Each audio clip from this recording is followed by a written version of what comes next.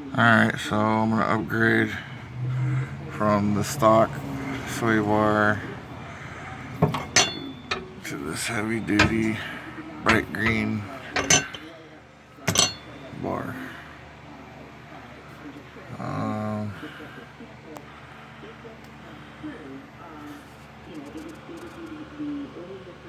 Yeah, anyways. So I jack up the car, put some jack stands. I've already cracked this 12 loose, cracked these 12 loose, cracked the 14 loose on the other side of this arm.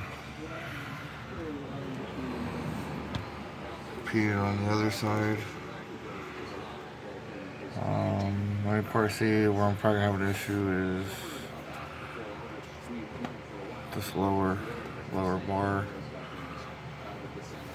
which that's an issue. I'll cover it when I get to that point. So yeah, let's remove this and see where we're at. Alright, so that was really simple, but spin this, see what's hitting.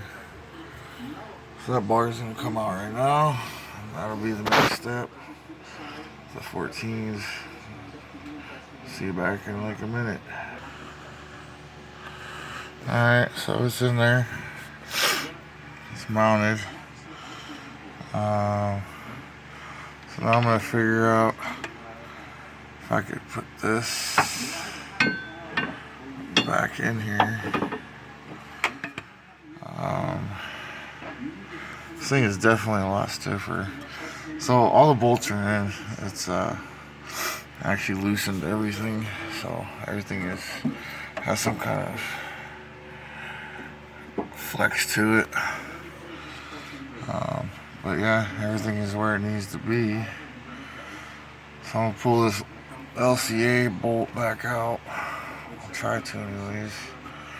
I don't know how much room I can squeeze out of there. See if I can get this back in there. So yeah, I'll get back to you again. See how this works out.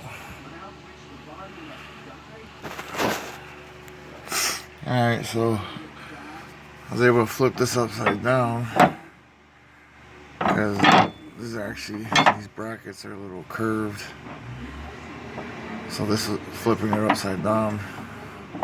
This actually got a little hang time.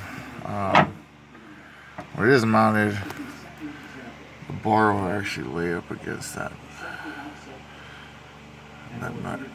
bolt head right there, which I am fine with. So yeah, now just to tighten these two 12s, the 12 on the other side right here, the 14 is actually going to come in through this hole. The stock one I had going through this middle one.